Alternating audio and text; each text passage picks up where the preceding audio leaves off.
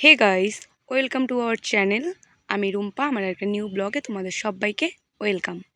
তো দেখতেই পাচ্ছ সকালবেলা আমি আর আমার মিনি এখানে একটু খেলা করছিলাম। তো তারপর এখানে দেখলাম বাইরের ওয়েদারটা কিছুটা এরকম, বৃষ্টি হচ্ছে বাইরে।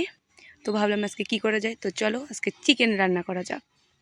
তো প্রথমেই এখানে আমি গ্যাসটা ধরিয়ে নিলাম, তারপরে এখানে কড়াটা বসিয়ে দিয়েছি, দিয়ে দিলাম সর্ষের তেল। সর্ষের তেলটা কিছুটা গরম হওয়ার পর এখানে ফার্স্টে দিতে হতো তেজপাতা, কিন্তু আমি তেজপাতা না দিয়ে একটা শুকনো লঙ্কা দিয়ে দিয়েছিলাম। তারপর দিয়ে দিলাম তেজপাতা। তারপর তেজপাতাগুলো কিছুটা ব্রাউন ব্রাউন হয়ে যাওয়ার পর যা যা উপকরণ লাগে এখানে আমি সব কিছু রেডি করে নিয়েছিলাম। আর দেখো, একটা স্পেশাল ব্যাপার হচ্ছে, আমরা যেই দিন চিকেন বা মাটন রান্না হয় সেদিন আমরা কিন্তু শিলনোড়ায় মশলাটা করার চেষ্টা করি। তারপরে এখানে আমি কড়াতে সব কিছু দিয়ে দিয়েছিলাম, ওগুলো দেখো ব্রাউন ব্রাউন কালার হয়ে গেছে। পেঁয়াজটাও দিয়ে দেওয়া হয়েছে। এখানে চিকেনটার মধ্যে আগে থেকে নুন হলুদ এগুলো মিক্সড করা ছিল, কিন্তু আলুতে ওগুলো কিছু দেওয়া হয়নি।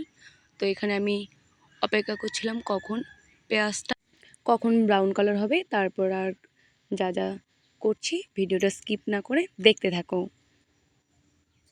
তো এখানে আমার চিকেন দিয়ে দেওয়া হয়েছে, চিকেন আলু পুরোটাই দিয়ে দেওয়া হয়েছে।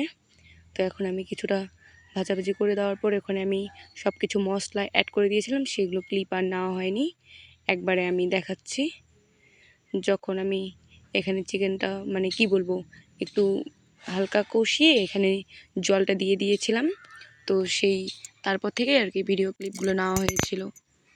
তো দেখতেই পাচ্ছ এখানে আমার আলু চিকেন যা যা দেওয়া হয়েছিল সব কিছু মোটামুটি সেদ্ধর দিকে হয়ে গেছে।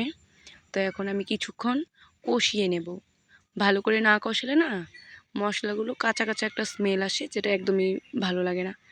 তো এখানে আমার মোটামুটি কিন্তু কষে এসছে, দেখতে পাচ্ছ সাইড দিয়ে তেল বেরিয়েছে।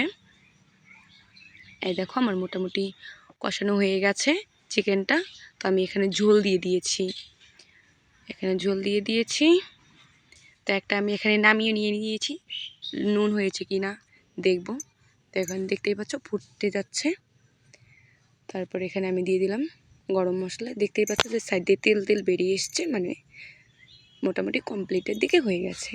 দেখো এখানে নামিয়ে নিয়ে এসেছি, কালারটা কিন্তু খুব সুন্দর হয়েছে। তো তোমরাও বাড়িতে আমার মতন এইভাবে সিম্পল একটা রেসিপি করতেই পারো। তো ভিডিওটা কেমন লাগলো, ভালো লেগে থাকলে অবশ্যই লাইক কমেন্ট শেয়ার অ্যান্ড আমার চ্যানেলটাকে অবশ্যই সাবস্ক্রাইব করে দিও। Tata bye.